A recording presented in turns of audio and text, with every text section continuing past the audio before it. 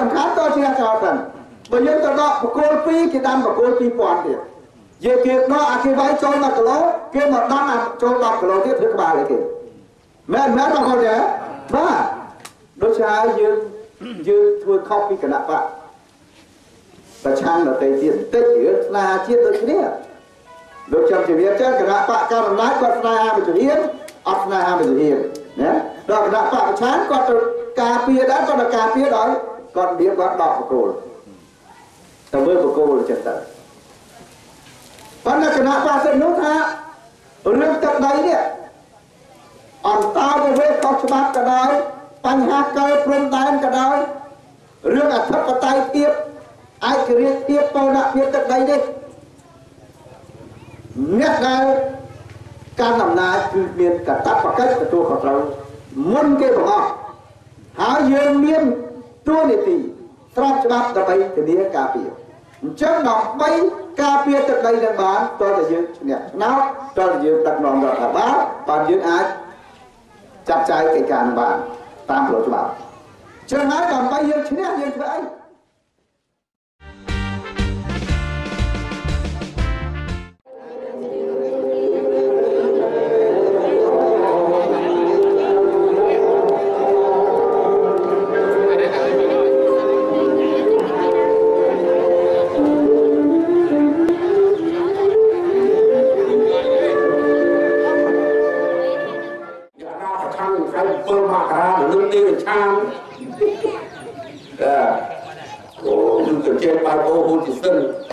បានខ្ញុំគិតថាទេបើគាត់តែថ្ងៃ7មករាពេលយួនលើកតបជួយបដិខ្មែរក្រហមមកទៅជាឈ្មោះគ្នាឥឡូវខ្ញុំគិតទៅថ្ងៃ7មករា32ឆ្នាំហើយយើងគិតថាក្រោយថ្ងៃ7មករា2011នេះតែយើងធ្វើអីដើម្បីផលប្រយោជន៍របស់យើងឥឡូវតាមបងគិតរបស់គ្នាមើលអ្នកសិក្សាជាដឹងខ្លះគេថាគេមិនអត់ភ្លេចអតីតកាលទេប៉ុន្តែគេនិយាយថាចេះថារឿងអតីតកាលគេអាចបំភ្លេចបានក៏ប៉ុន្តែរឿងបច្ចុប្បន្នកាលនិងរឿងអនាគតកាលជារឿងមួយដែលមិនអាចបំភ្លេចបានទេអញ្ចឹងបងបំភ្លេចជារឿងបច្ចុប្បន្នកាលរងកច្រកខាងដល់ឡោតែបន្ទប់ពីរឿងបច្ចុប្បន្នកាលរៀងយំលហាមមានដីបងធ្វើស្រែទុកឲ្យកូនឲ្យចៅហូបពីលោកបលិញយកទៅយើងមកដេញចាព្រោះជារឿងអនាគតកាលចូលមកច្រើនទៅយូរសាប់យូរត្រង់ទី2នៅថ្ងៃទី9ខែមករាឆ្នាំ2010ថ្នាក់ដឹកនាំគណៈបក្សសិទ្ធិមនុស្សមានលោកកឹមសុខា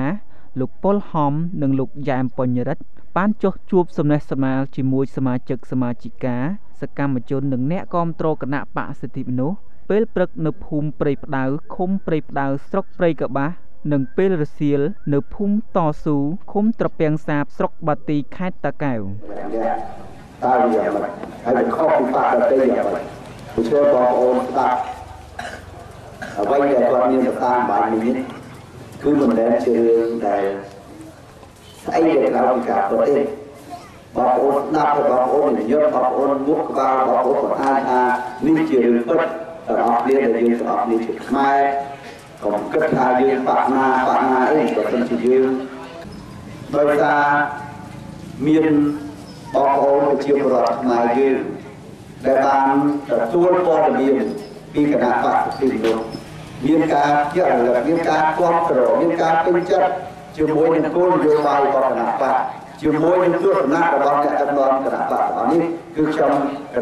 មានការបូរណភាពខ្លាំងណាស់ដល់ឃើញបងប្អូនគ្រប់គ្រងគ្នាណាបងប្អូនណាបាទដូចថ្ងៃនេះនៅស្រុកព្រៃកបាសលោកបានទៅចំណាបាទហើយនិយាយមិនអស់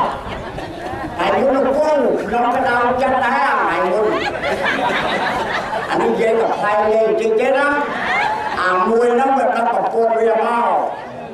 អាមកពីបូហ្នឹងអាកន្លងដីហ្នឹងគេមកដល់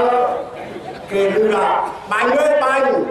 អីក៏អាចចូលទៅហើយនេះមកដល់បាញ់យ៉ាងម៉េចយកអ្នកដើរទៅមើលគួរតែទៅអាចចូលទៅព្រាយលៀនបាល់លោកបាញ់ដែរ